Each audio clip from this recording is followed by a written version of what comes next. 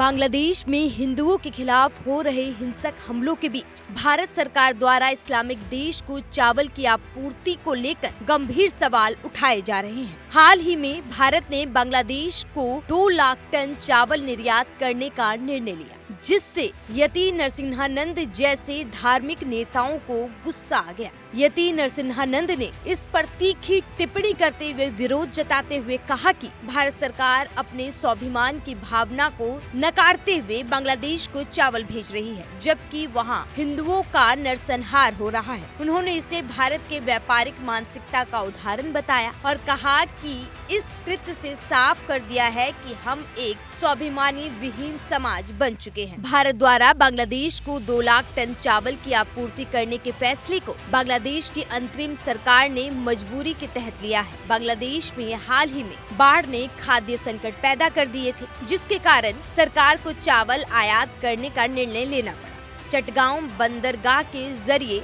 27,000 ton चावल की पहली खेप 27 दिसंबर को बांग्लादेश पहुंची है, जबकि बाकी के चावल के खेप जल्द ही उन्हें भेजे जाएंगे। बांग्लादेश के खाद्य अधिकारियों का कहना है कि चावल की कोई तत्काल कमी नहीं है, लेकिन भविष्य में संकट से बचने के लिए ये कदम उठाया गया है। यति नरसिम्हानंद ने बांग्लादेश को चावल भेजने की आलोचना करते हुए कहा कि ये कदम हिंदू समाज की सुरक्षा और सम्मान को नजरअंदाज करता है। उन्होंने कहा, भारत में हिंदू समुदाय लगातार कमजोर हो रहा है। भारत सरकार की ये नीति उनकी स्थिति को और भी विकट बना सकती है। नरसिम्हानंद ने कहा कि बांग्लादेश में हिंदू समुदाय पर हो रहे अत्याचार को देखते हुए भारत का इस्लामिक देश को मदद देना एक दुखद संदेश भेजता है। उनके अनुसार ये भारतीय समाज का एक और उदाहरण है कि हम अपने धर्म, संस्कृति और स्वाभिमान को छोड़कर सिर्फ आर्थिक हितों को प्राथमिकता दे रहे हैं। बड़े ही हर्ष का विषय है कि भारत सरकार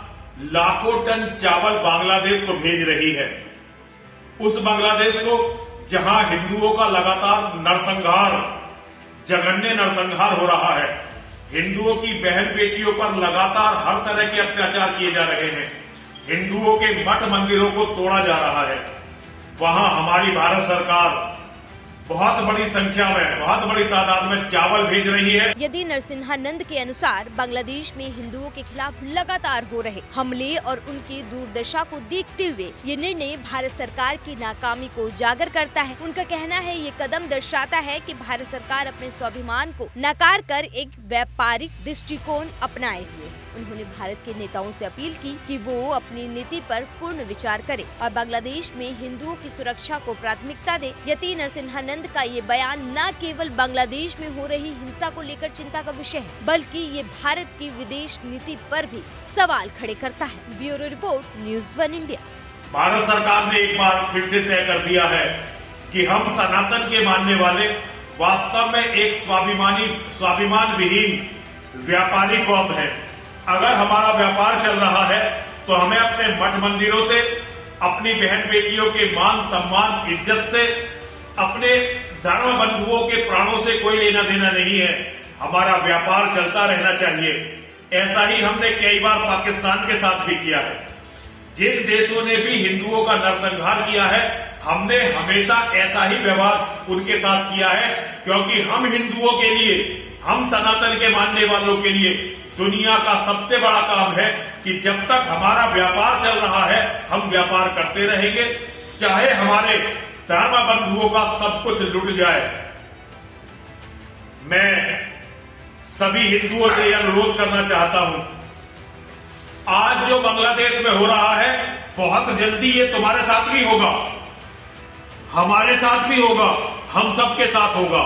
हमारी बहन बेटियों के साथ भी वही होगा जो बांग्लादेश में हिंदुओं की बहन बेटियों के साथ हो रहा है, जो पाकिस्तान में हिंदुओं की बहन बेटियों के साथ हो रहा है।